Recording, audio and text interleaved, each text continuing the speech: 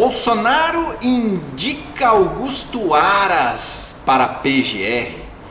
Putz grila, cara, esse Bolsonaro, quando o cara tá nervoso, não é nem Bolsonaro, é Bolsonaro. Esse Bolsonaro é um fela da gruta mesmo. Como é que pode? Ah, não, como é que pode? Augusto Aras. Aí você se pergunta, quem que é Augusto Aras? Nunca ouvi falar desse caboclo? Nunca ouvi falar. Quem que é Augusto Aras? Não, mas você sai descendo porrete, né? Sai descendo porrete porque tem influencers digitais, né? Tem uns influenciadores digitais hoje aí que, claro, de certa forma, teve algumas declarações do próprio Augusto Aras no passado, né? Inclusive citando até uma frase, em certa ocasião, do próprio Che Guevara, enaltecendo, inclusive, algumas pautas esquerdistas, né?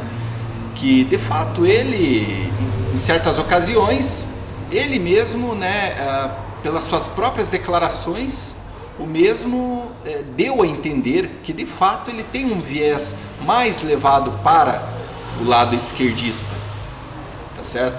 Mas isso foi lá atrás, no passado. Pessoal, você que não é inscrito no canal, se inscreva no canal, dê o seu like, compartilhe o vídeo, vamos ajudar esse canal a crescer, tá certo? Pois bem, vamos continuando aqui o assunto, né?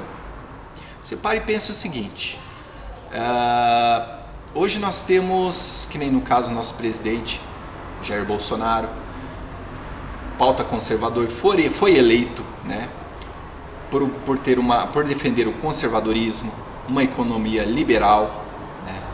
Por defender a família, em favor do cidadão de bem, poder portar, o homem do campo poder portar uma arma de fogo, ok?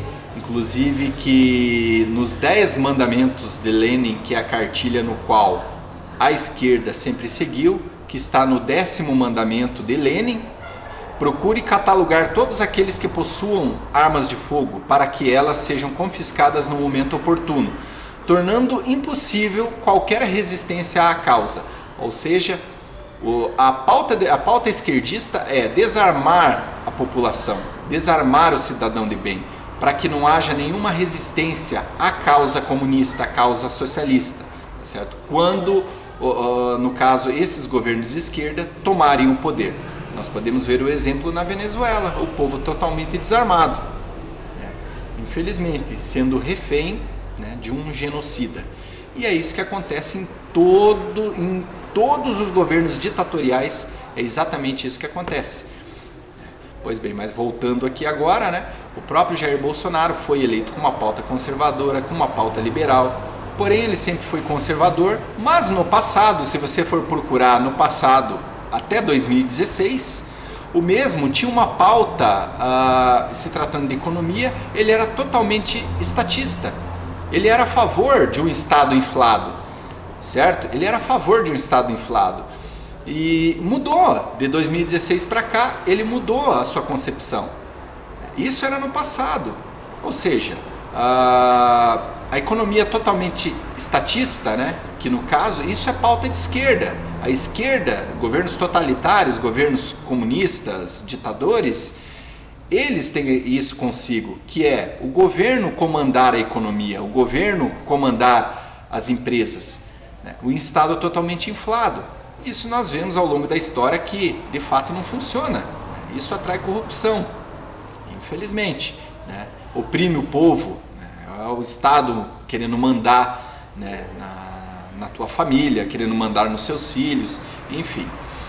E de fato é um cargo no qual você tem que ter muito tato para você poder fazer uma escolha dessas, certo? Porque o cargo de PGR não é um cargo simples de lidar.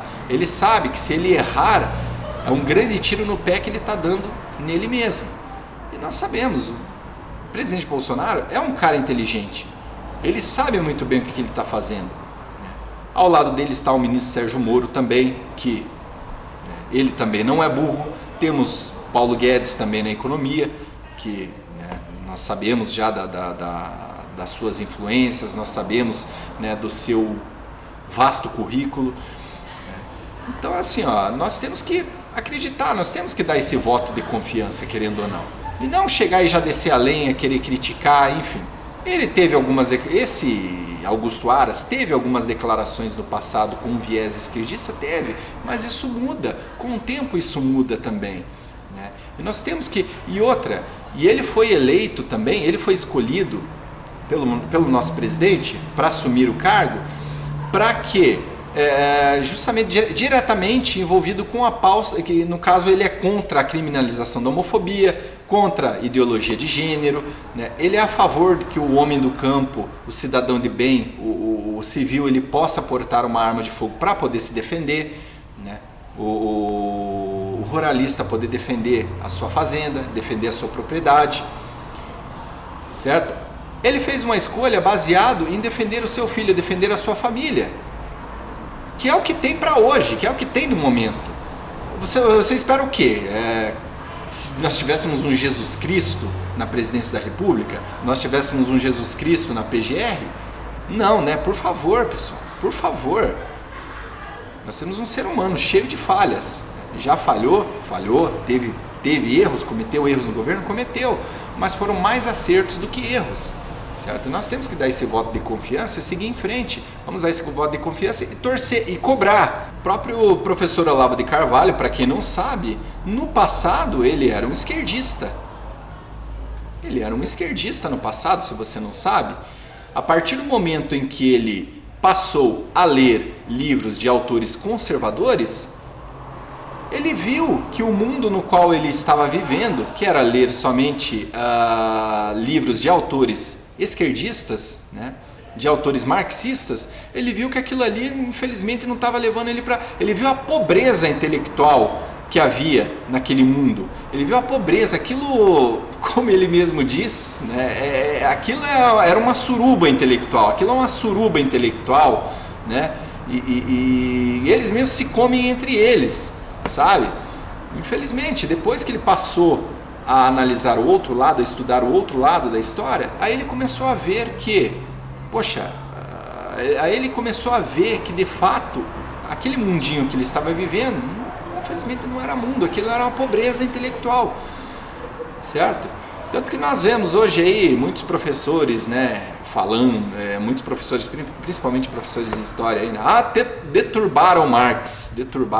Falei, mas se você for parar para analisar, quem disse isso lá atrás? Um exemplo aqui para vocês. Joseph Stalin, quando assumiu o poder depois de Trotsky na antiga União Soviética, ele falou a mesma coisa. Não, deturparam Marx. Não, eu vou fazer o marxismo correto aqui. Resultado, morticínio de 40 milhões de pessoas. Na antiga China comunista, mesma coisa. Quando Mao Tse Tung assumiu o poder, ele falou, né, esses caras aí são os revisionistas, o que é isso? Não, deturbaram Marx, eu vou fazer o marxismo correto aqui. Resultado, o morticínio de 70 milhões de pessoas. Quer dizer, quando alguém chega e fala uma coisa dessas, é de dar medo, pô. É de dar medo. Você está entendendo? Mas enfim, né? Agora, voltando ao assunto aqui, vamos torcer para que, né, esse novo indicado aí, ainda tem a votação do Senado, obviamente, né?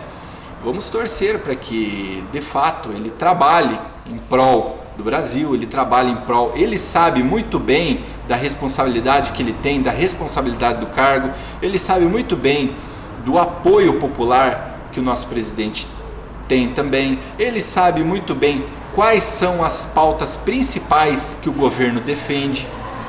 Então ele não é burro para querer jogar ao contrário, para querer jogar contra, certo? O jeito é a gente aguardar, dar esse voto de confiança, e a gente tem que ser otimista, pessoal. Nós temos que ser otimistas, né? Pensar para frente, torcer, né? Orar, pedir a Deus, enfim, para que o nosso país avance, para que o nosso país progrida, certo? É isso aí, pessoal. Fica o recado de hoje, fiquem com Deus e até mais.